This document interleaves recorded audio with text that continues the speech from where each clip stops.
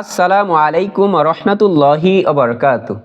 সম্মানিত দিনদার মুসলমান ভাই বোনেরা, যে যেখান থেকে আজকে আমাদের ধারাবাহিক কোরআনের রিডিং শিক্ষা ক্লাসটি দেখতেছেন, সকলকে জানাই আন্তরিক শুভেচ্ছা ও অভিনন্দন।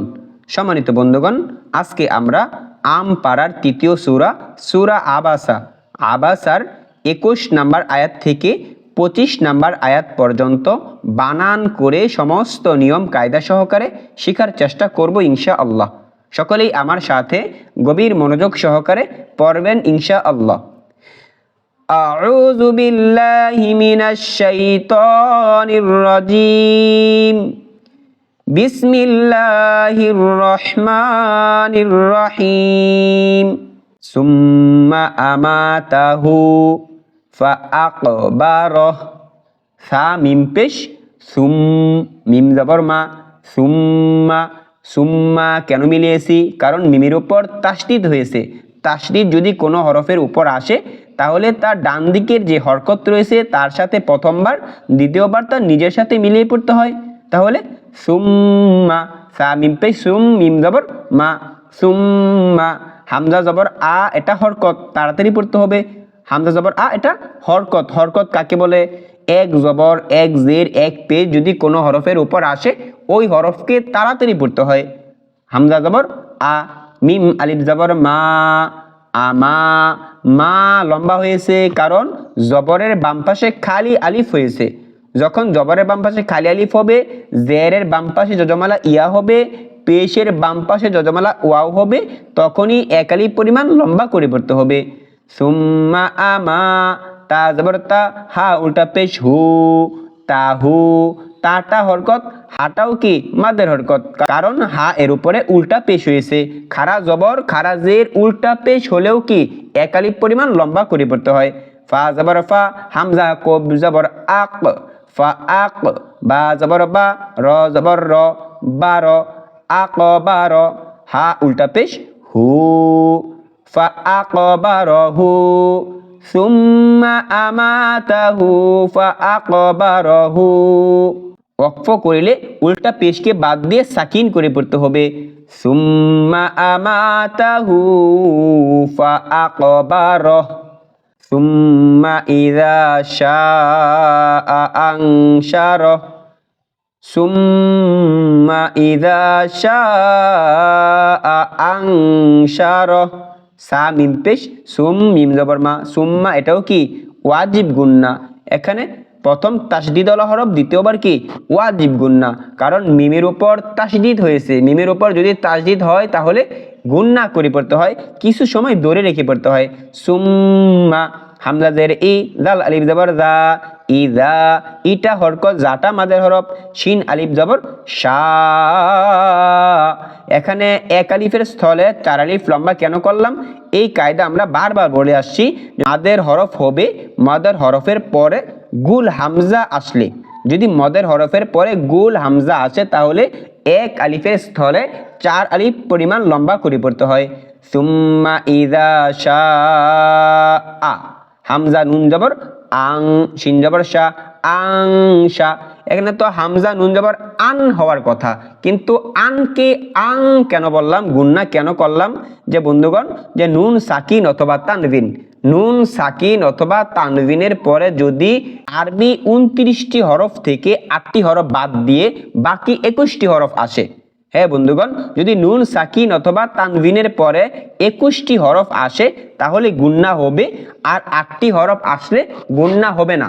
এখন আমরা যদি গুন্না হবে না হরফগুলোকে চিহ্নিত করতে পারি তাহলে বাকি 21টি হরফকে আমার চিনার প্রয়োজন নেই, যেহেতু আমরা 8টি হরফকে বাছাই করতে পারবো যা নুন সাকিন অথবা তানবিনের পরে আসলে গুন্না হবে না। এই 8টি হরফ কি কি? যে হামজা হা, আইন হা, গইন খ এবং র লাম। এই 8টি হরফ ব্যতীত বাকি 21টি হরফ আসলেই নুন সাকিন অথবা তানবিনকে গুন্না করে পড়তে হবে। আন থেকে আং বলতে হবে, নুন সাকিনের পরে শিন এসেছে, আং শা, র জবর র, আং শা র। হা উল্টা পেশ হু। সুম্মা ইযা শাআ আনশারহু। কাল্লা লাম্মা ইয়াকদি মা আমারহ। কাফ লাম জবর কাল, লাম আলিফ জবর লা, কাল্লা। প্রথম কি তাসদীদুল হরফ, তার ডান দিকের হরকতের সাথে প্রথমবার মিলাতে হবে, দ্বিতীয়বার তার নিজের সাথে। লাম আলিফ জবর লা, এটা মাদ হয়েছে, জবরের বাম পাশে খালি আলিফ হয়েছে। কাল্লা, লাম মিম জবর লাম, মিম আলিফ জবর মা, লাম্মা। কাল্লা লাম্মা। ইয়াকুব জবর ইয়াক, দদ জের দি, ইয়াকদি। কাল্লা লাম্মা ইয়াকদি। মিম আলিফ জবর মা, হামজা জবর আ, মা আ। জবরের বাম পাশে খালি আলিফ, এক আলিফ পরিমাণ লম্বা হওয়ার কথা, কিন্তু মাদের হরফের পরে লম্বা হামজা আসার কারণে এক আলিফের স্থলে 3 আলিফ পরিমাণ লম্বা করে পড়েছি।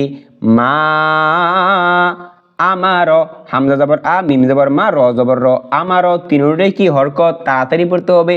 আমার, হা উল্টা পেশ হু, এটা লম্বা হবে কারণ মাদ হয়েছে। মা আমারহু, ওয়াকফ করিলে মা আমার। কাল্লা লাম্মা ইয়াকদি মা আমার। ফালইয়ানজুরিল ইনসানু ইলা তুআমিহ।